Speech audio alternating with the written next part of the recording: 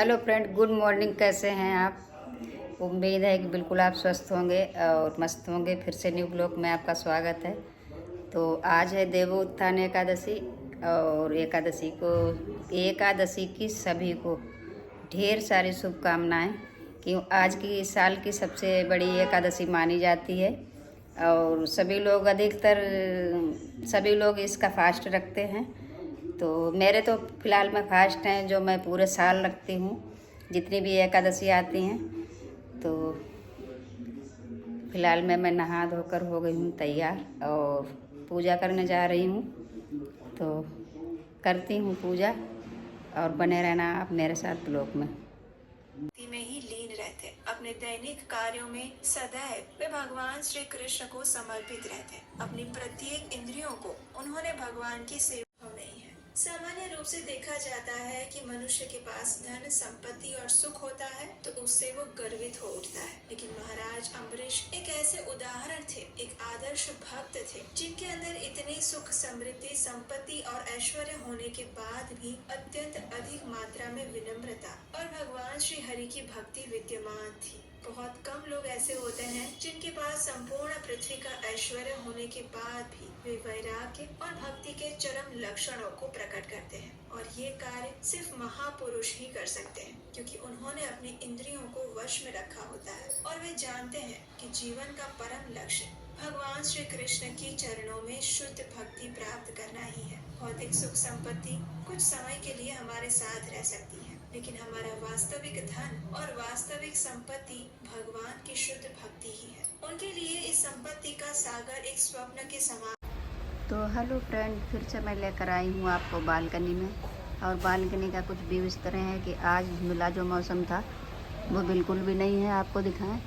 और देखिए सूर्य देवता अपने दर्शन दे रहे हैं।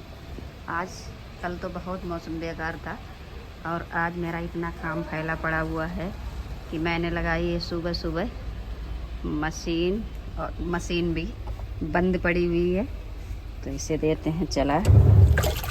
चादर वगैरह थी, बहुत सारे कपड़े हो रहे थे तो मैंने सोचा इन्हें क्यों ना धुल लूँ पहले, क्योंकि आज धूप भी अच्छी निकल रही है तो जल्दी से सूख भी जाएंगे। और कुछ कपड़े मैंने इधर धुल कर डाल दिए हैं। तुषार जी के कपड़े ज़्यादा हो रहे थे तो चादर एक धुल दी है अभी, और अभी धुल रही है चादर। तो बने रहना आप मेरे साथ। सारा बिखरा हुआ सामान अभी से। तो हेलो फ्रेंड, गुड इवनिंग। शाम के बज गए हैं 6 और मेरी शुरुआत हो रही ड्राइंग रूम से। और फिलहाल मैं जल्दी जल्दी चलती हूँ क्योंकि मेरा आज एकादशी का फास्ट। तुलसी विवाह है आज। अभी दीपक वगैरह भी नहीं जलाया, कुछ भी, पूजा का टाइम हो गया है। तो फिलहाल मैं जल्दी से किचन में अपना फास्टिंग का कुछ तैयार करती हूँ और पूजा करूँगी। और 7 बजे तक मुझे फ्री भी होना है। अब मैं किस तरीके से काम करूँगी तो आपको दिखाती हूँ और चलती हूँ आपको लेकर के किचन में। अपना फास्ट का कुछ तैयार कर रखा है, गर्म हो रहा है। और ये रखा है घी गाय का, जिससे मैं आलू फ्राई करूँगी। और इधर कुट्टू रखा है तैयार, इसे पीसूँगी अभी मिक्सी में। और इधर आलू, हरी मिर्च और जीरा पास में एरा, तो मैं लगाती हूँ इसमें तड़का फटाफट व्रत का। 1 टमाटर डालूँगी और कुट्टू जल्दी से पीस कर इसकी बनाऊँगी पूड़ियाँ। अब देखते हैं 7 बजे तक फ्री हो पाती हूँ या नहीं। ये मेरा टारगेट है 7 बजे का। पूजा भी करनी है इस बीच और ये भी बनाना है सारा सामान, और खाना भी है और लाइव में भी बैठना है। देखें कितना फास्ट मैं कर पाऊँगी या नहीं। तो मेरा काम शुरू हो रहा है अब।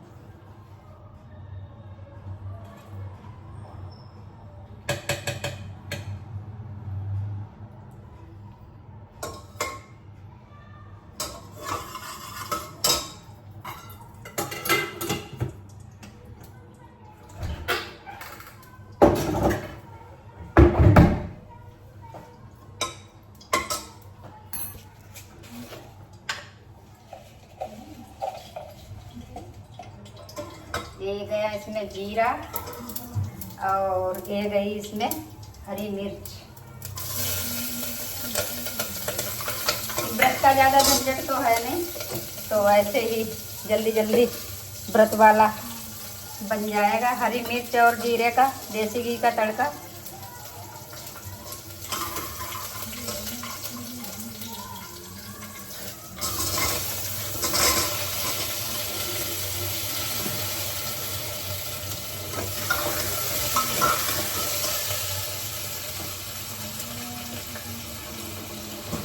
कौन है?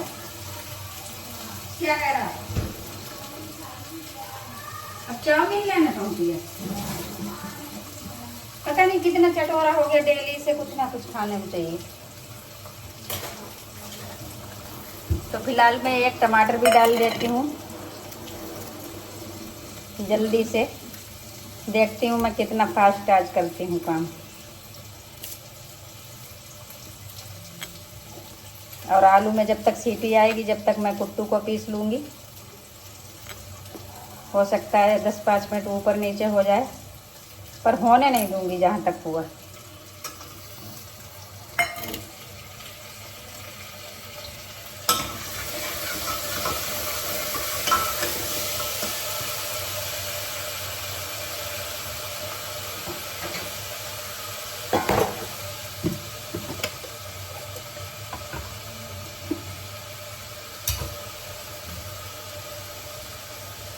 तो ये तो बात मेरे हस्बैंड भी मुझे बोलते हैं कि भाई तुम बहुत फास्ट काम करती हो।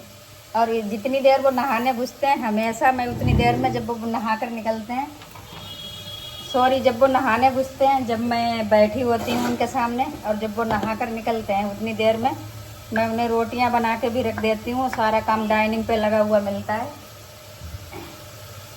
खाना। तो वो बोलते हैं कि भाई इतना फास्ट मैंने किसी को नहीं देखा है। और इसे थोड़ा सूखा कर लूँ क्योंकि ये गीला। और इसमें मैं कुट्टू को पीस देती हूँ जल्दी से। आपके सामने सारा काम करती रहूँगी। मैंने मैंने पहले ही इसे साफ़ करके रख लिया था, बल्कि है इसमें कुछ भी नहीं, साफ़ ही आया था। अब थोड़ा देखना सही है, कोई घुन वगैरह ना हो इसमें।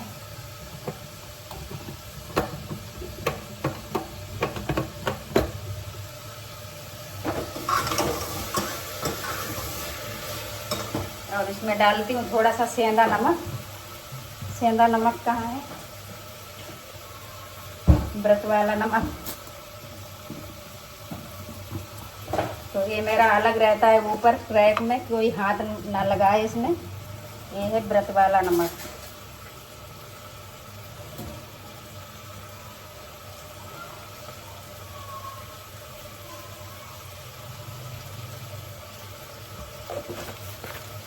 नमक भी डाल दिया है और अब डाल के पानी फटाफट लगवाती हूँ सीटी इसमें।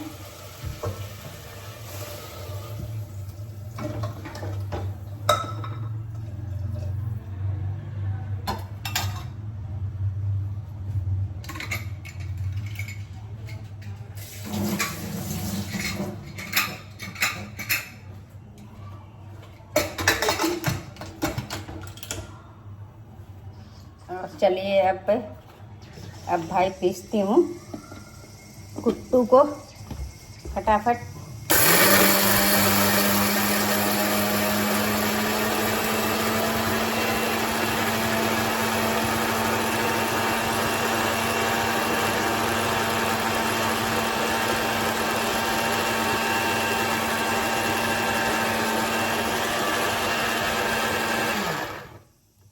देखती हूँ कितना बारीक हुआ है।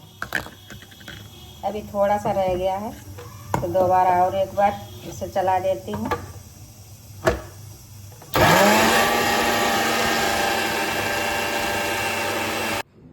तो फ्रेंड, व्रत का खाना हो गया तैयार और भगवान जी के लिए 2 पूड़ी और आलू टमाटर की सब्जी लेकर जा रहे हैं भोग लगाने के लिए।